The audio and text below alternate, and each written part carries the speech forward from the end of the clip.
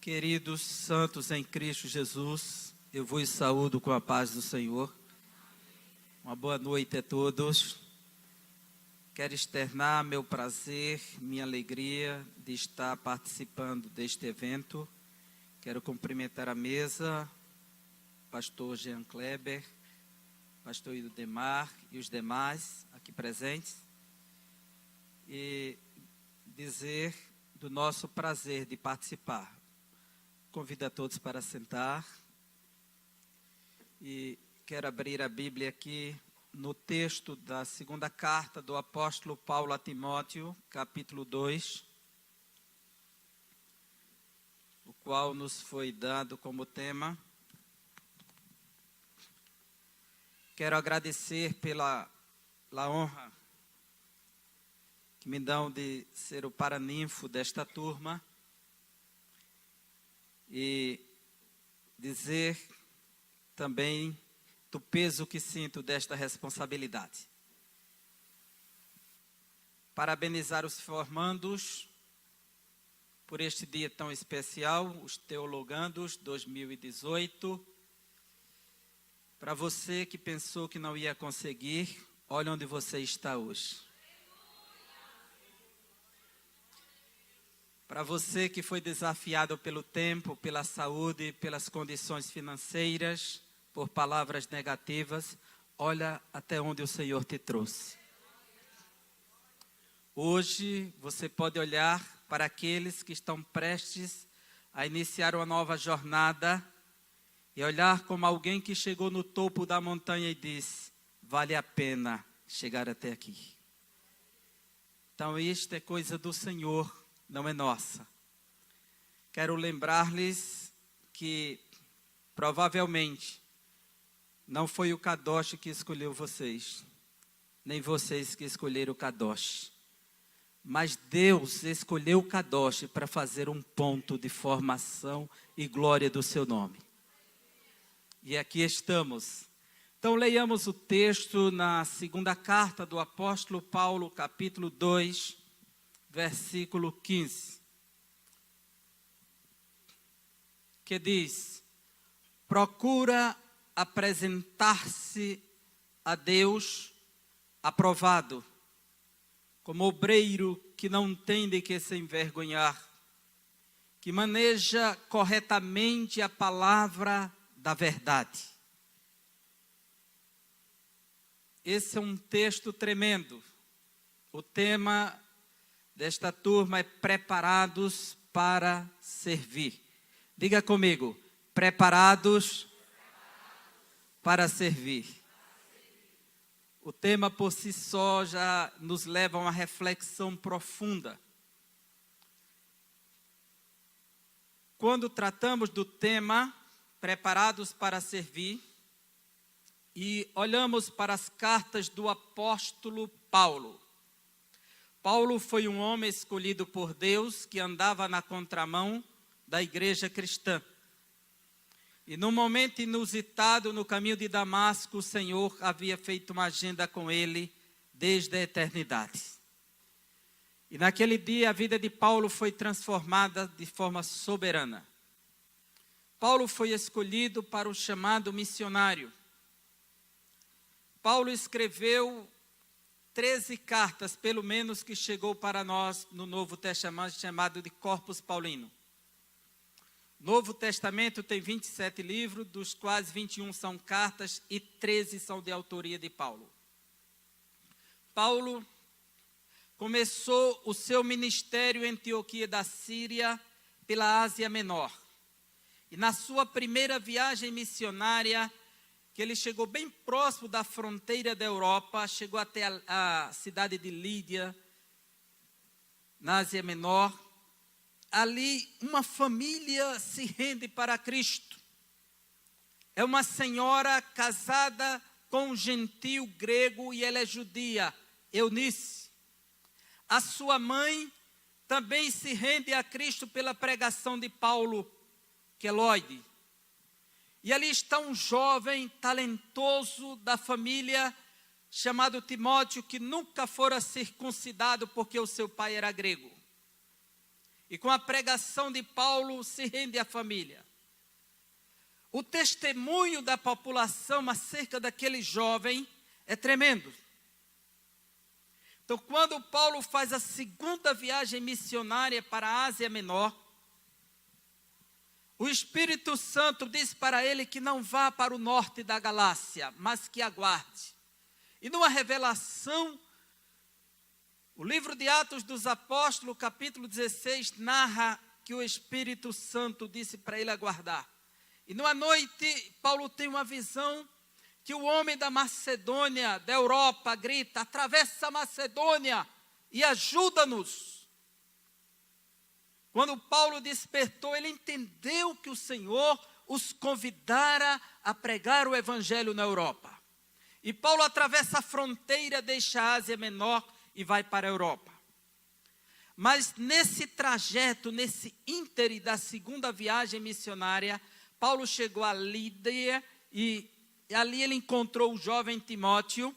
E quando ele percebeu que aquele jovem tinha um conhecimento profundo das Escrituras, e aquele conhecimento vinha justamente do lar da mãe e da avó, Paulo resolveu investir naquele garoto.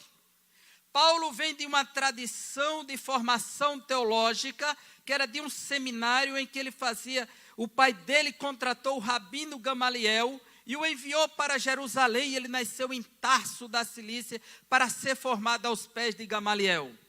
Mas quando Jesus veio aqui, ele inaugurou um novo modelo de seminário. Jesus pegou 12 homens e os arrastou pela estrada poeirenta e foi ensinando as doutrinas a cada dia, no compartilhar, no andar. E Paulo vai fazer do modelo de Cristo seu modelo com Timóteo. E começa uma nova jornada com Timóteo. E nesse processo de formação de Timóteo, por volta do ano 56, Paulo segue o seu trajeto com Timóteo.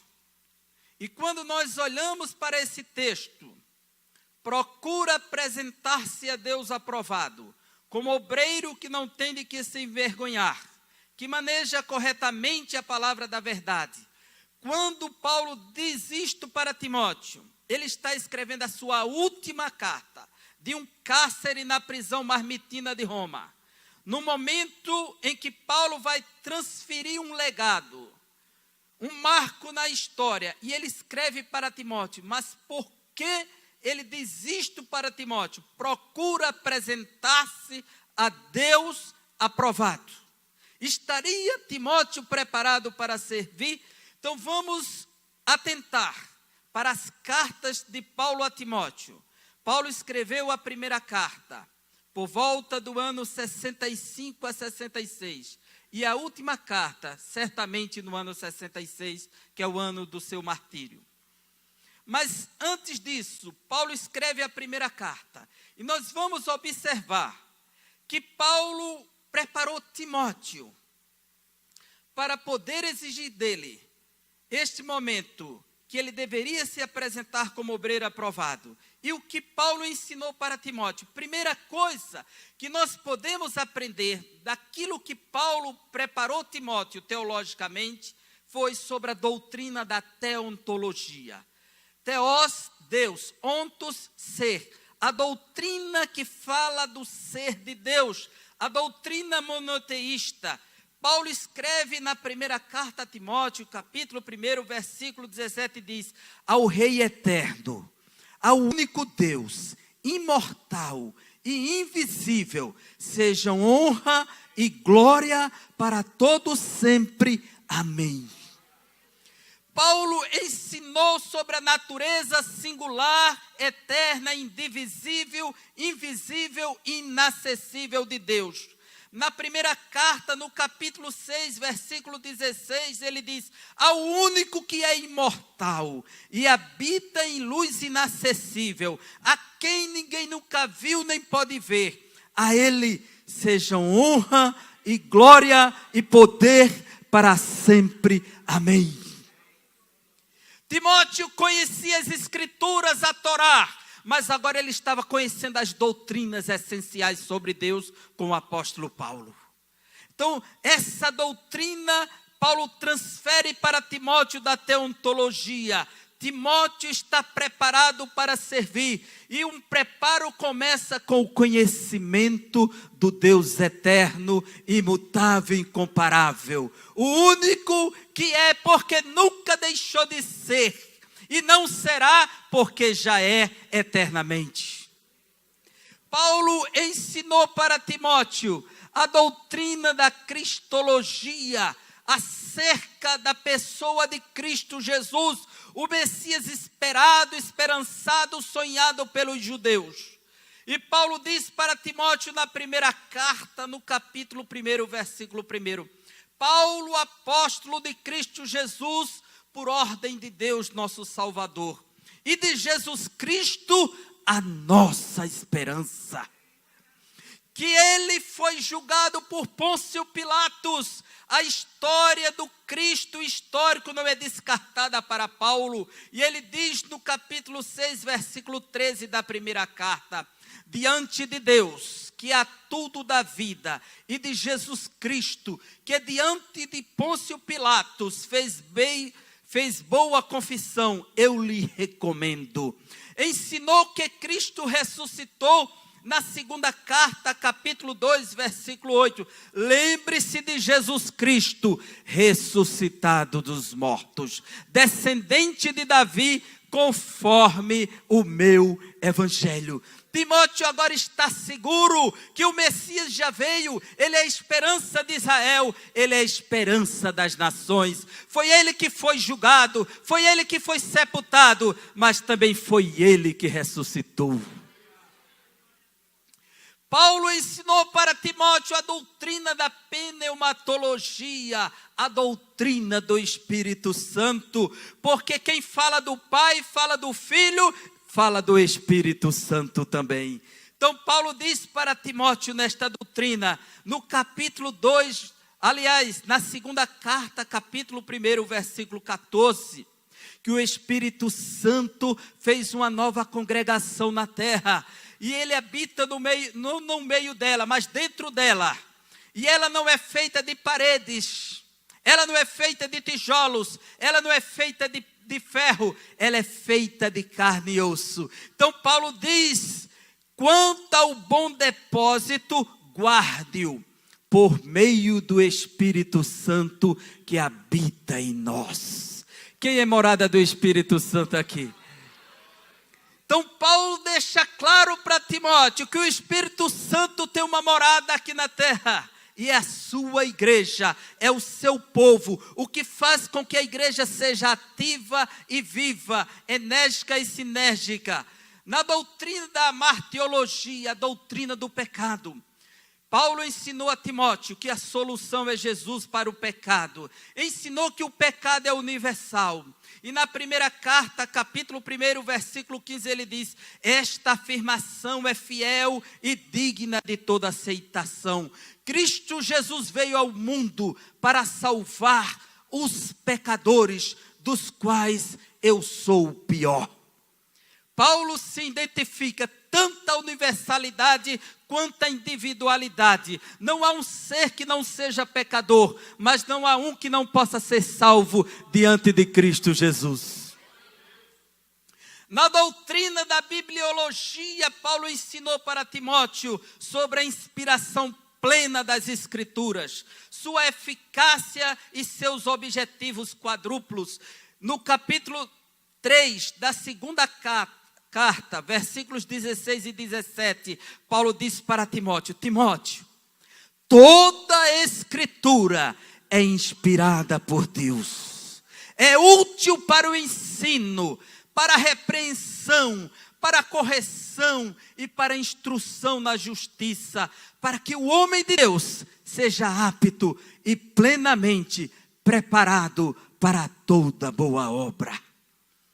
Aqui Timóteo está sabendo sobre a doutrina da inspiração das Escrituras. Paulo não disse para Timóteo, Timóteo, a Escritura se torna a palavra de Deus. A Escritura contém a palavra de Deus. Ele disse, não, toda a Escritura é inspirada por Deus. Toda.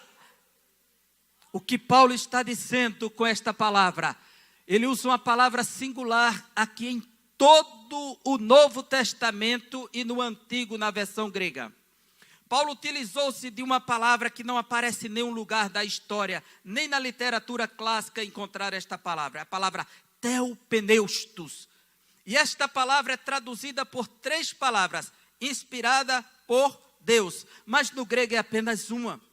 E o que significa theopneustos? Significa inspirada, significa soprada, aspirada, respirada. Ou seja, um sujeito, quando ele está vivo, ele respira, ele inspira, ele transpira. Tudo acontece no processo. Paulo está dizendo que dentro da Escritura nós encontramos o soprar de Deus, o respirar de Deus, a vida de Deus, a glória de Deus, a essência de Deus falando aos nossos corações. Paulo está dizendo, Timóteo, quando você for às Escrituras, não esqueça que você vai estar falando face a face com Deus. Você vai sentir o respirar de Deus. Na doutrina da hermenêutica, a ciência da interpretação, Paulo deixou claro para Timóteo 2 coisas. Primeiro, a verdadeira interpretação depende de Deus. É a iluminação. 2 Timóteo, capítulo 2, versículo 7, Paulo diz, reflita no que estou dizendo, pois o Senhor lhe dará entendimento em tudo. A verdadeira interpretação, ela depende de Deus, está condicionada a Deus. Ela não pode ser confiada ao intelecto humano que foi manchado pelo pecado. Tem que depender. Mas no segundo aspecto, Paulo também fala da responsabilidade do hermeneuta, do exegeta, quando ele diz para Timóteo, mergulhar na pesquisa, na exegese e na aplicação. Na primeira carta, capítulo 4, versículo 13, Paulo diz, até a minha chegada, aplica-te à leitura, à exortação e ao ensino. Então, é uma responsabilidade do formando. É uma responsabilidade que ele assume a partir de agora. Nenhum de nós, após uma formação, nos tornamos melhor do que ninguém. Mas nos tornamos mais responsáveis. Porque agora as pessoas vão cobrar da nossa fala, do nosso exemplo, a partir daquilo que nós assumimos como responsabilidade. E o tema diz, preparado para servir. Na homilética, a arte da pregação, Paulo também ensinou a Timóteo. Este é um seminário que Paulo pega Timóteo e começa a andar com ele. E depois vai entregar uma congregação para ele tomar conta lá em Éfeso. Mas é um preparo contínuo para começar. Paulo pegou Timóteo, que nunca havia entrado na sinagoga para participar dos rituais, porque ele não era circuncidado. E na sinagoga existe um rito de purificação que é feito no mikve, que tem 7 degraus. E Timóteo não podia participar porque ele não fora circuncidado. Mas agora Paulo, não por necessidade do evangelho, mas por uma questão transcultural, circuncidou Timóteo para entrar na sinagoga e fazer a exposição da palavra de Deus. E aí Paulo mostra para Timóteo que o evangelho não tem fronteiras com a cultura quando ela se propõe glorificar a Deus. Quando exigiram de Paulo para circuncidar Tito, na carta aos Gálatas capítulo 2, ele disse que não cedeu nem por 1 hora sequer, porque ali havia uma proposta dos judaizantes que exigia a circuncisão para que ele fosse salvo. Então, tudo aquilo que quer substituir a cruz, o sacrifício de Cristo, deve ser rejeitado. Agora, se é para circuncidar, para pregar o evangelho por uma questão cultural, Paulo circuncida Timóteo sem nenhum problema. Então, na doutrina da homilética, a arte da pregação, na segunda carta, capítulo 4, versículo 2, Paulo diz para Timóteo, pregue a palavra, esteja preparado a tempo e fora de tempo. Repreenda, corrija, exorte com toda paciência e doutrina. Esteja preparado para pregar em todo o tempo. Não apenas quando tiver um sermão escrito. Não, o verdadeiro pregador, ele prega debaixo da chuva, no sol, debaixo da tempestade, em todo lugar, em toda hora. Chamou, eis-me aqui, prontidão para servir o seu rei, o seu mestre, a sua igreja, a sua congregação. Acerca da heresiologia, a doutrina das religiões comparadas, doutrina das heresias, Paulo ensinou a Timóteo, na primeira carta, capítulo 4, versículos 1 e 2. O Espírito diz claramente que nos últimos tempos, alguns abandonarão a fé e seguirão espíritos enganadores, a doutrinas de demônios. Tais ensinamentos vêm de homens hipócritas e mentirosos que têm a consciência cauterizada. Meus irmãos queridos, se Timóteo pudesse vir hoje na terra e ver as testemunhas de Jeová, ensinando que Jesus não é Deus, que o Espírito Santo é uma força ativa, ver os mormons dizerem que Jesus é o irmão de Lúcifer, certamente ele diria: eu já sabia porque Paulo me preparou. Paulo alertou Timóteo acerca dos pregadores da teologia da prosperidade, que só pensam no dinheiro do povo. Na primeira carta a Timóteo, capítulo 6, versículos 3 a 5, depois 7, 9 a 10, ele diz: se alguém ensina falsas doutrinas e não concorda com a sã doutrina de nosso Senhor Jesus Cristo e com o ensino que é segundo a piedade, é orgulhoso e nada entende. Esse tal mostra um interesse doentio por controvérsias e contendas acerca de palavras, que resultam em inveja, brigas e difamações, suspeitas malignas e atritos constantes. Entre essas pessoas que têm a mente corrompida, que são privados da verdade, os quais só pensam que a piedade é fonte de lucro. Pois nada trouxemos para este mundo e dele nada podemos levar. Os que querem ficar ricos caem em tentação, em armadilhas e muitos desejos descontrolados e nocivos, que levam a homens e mulheres na ruína e na destruição. Pois o amor ao dinheiro é a raiz de todos os males. Algumas pessoas, por cobiçarem o dinheiro, desviaram-se da fé e se atormentaram a si mesmas com muitos sofrimentos. E nós precisamos estar alerta que um chamado para servir a Deus não é um chamado para negócios. É um chamado para uma missão, é uma vocação. Se Deus quiser fazer a igreja, o povo prosperar, Ele faz. Mas a nossa motivação não é fazer investimento no povo, mas sim proclamar o santo, poderoso e inerrante Evangelho de nosso Senhor Jesus Cristo. Sobre a escatologia, a doutrina das últimas coisas, Paulo ensinou que Jesus voltará e haverá julgamento. Na segunda carta a Timóteo 4:1 ele diz: na presença de Deus e de Cristo Jesus, que há de julgar os vivos e os mortos, por sua manifestação e no seu reino, eu o exorto solenemente. E no capítulo 2 da segunda carta, versículos 11 e 12, ele diz: esta palavra é digna de confiança. Se morremos com ele também viveremos. Se perseverarmos com ele, também com ele reinaremos. Se o negarmos, ele também nos negará.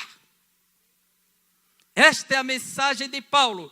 Paulo não falou de pré-tribulacionismo, não falou de mid-tribulacionismo, não falou de pós-tribulacionismo. Isso são as doutrinas que nós estudamos, mas o que nos interessa é o ponto central. Jesus vem, Jesus vem, Jesus vem e vai arrebatar a sua igreja.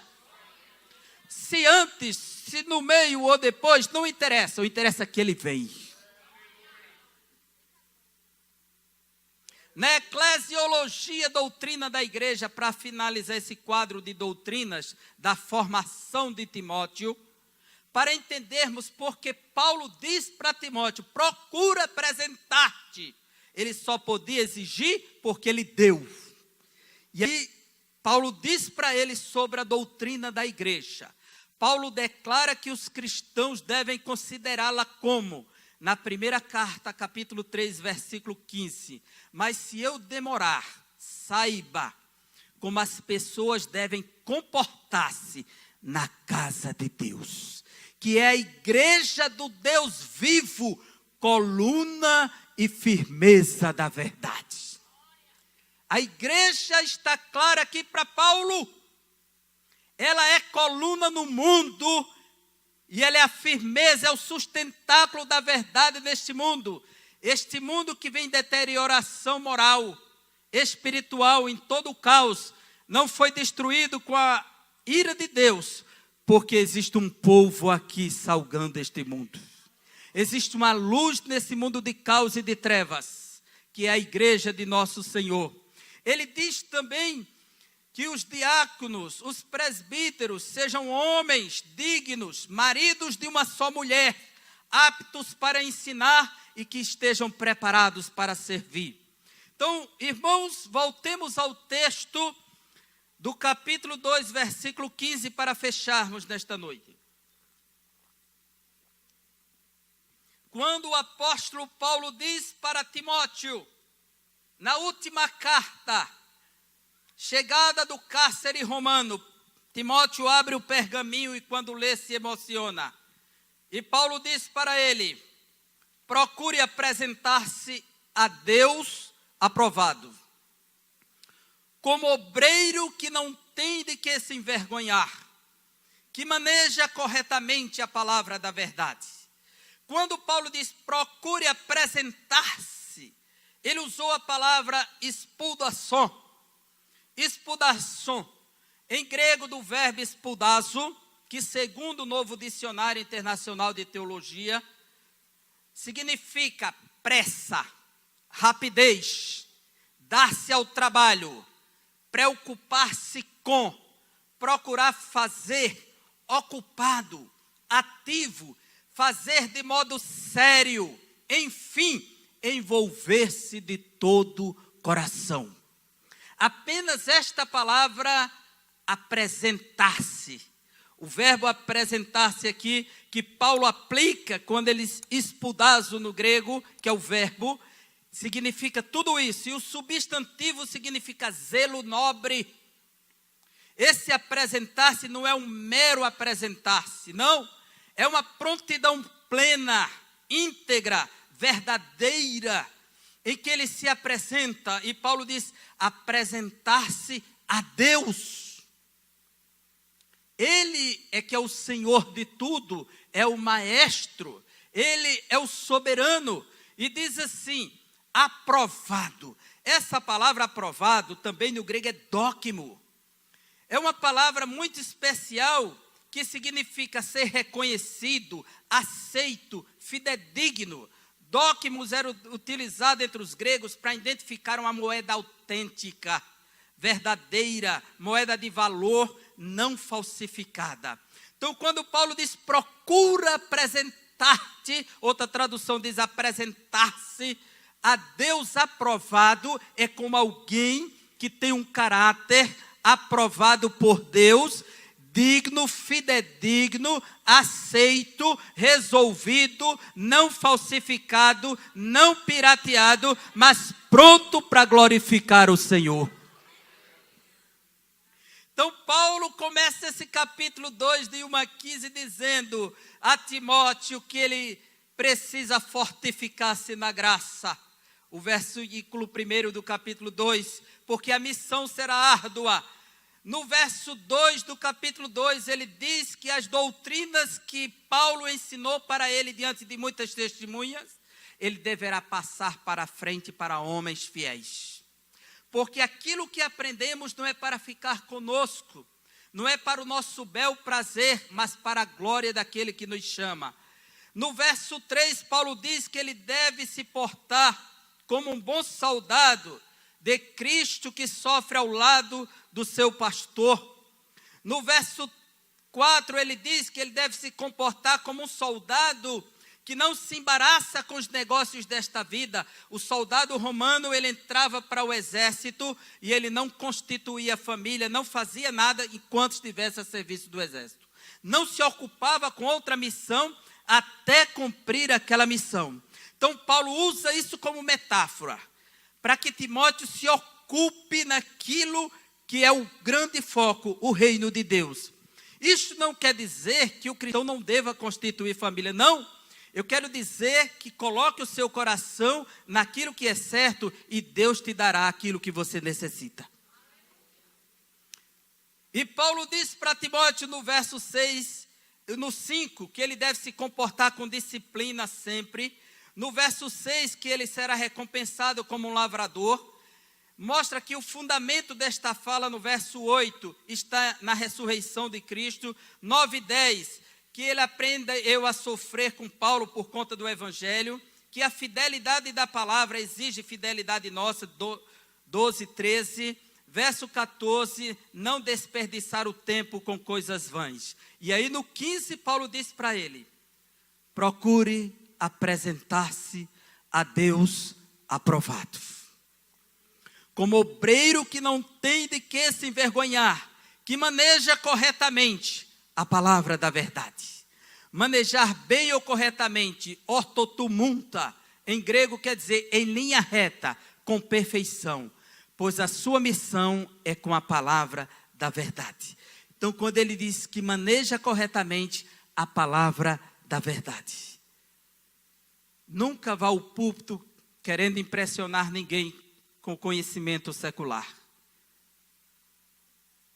O seu compromisso será sempre com a palavra da verdade. Porque a palavra que transforma não é de Sócrates, não é de Platão, não é de Aristóteles, não é de Heidegger, não é de Voltaire, não. É a poderosa palavra de Deus. Só ela que é o martelo que esmiuça a penha. Então, temos que ir ao púlpito com a palavra de Deus, porque ela vai lá, na necessidade mais profunda, onde ninguém penetra, onde há divisão de alma e espírito, juntas e medulas, ela chega e penetra. E ela vai com vida própria, porque ela é viva e eficaz. Ela opera. Então precisamos confiar na palavra, lutar pela palavra, porque é a palavra da verdade. Então as considerações nos diz aqui, diante de uma geração relativista, pluralista, que nega os valores absolutos, que defende que não existe uma verdade absoluta e objetiva, você está disposto a defender a palavra da verdade? A manejá-la como a espada cortante? Se a sua resposta for sincera diante do Pai, do Filho e do Espírito Santo, então se apresenta agora para Ele. Não deixa para depois. O Senhor precisa de homens e mulheres que estejam dispostos a apresentar-se diante dEle e prontos para servir.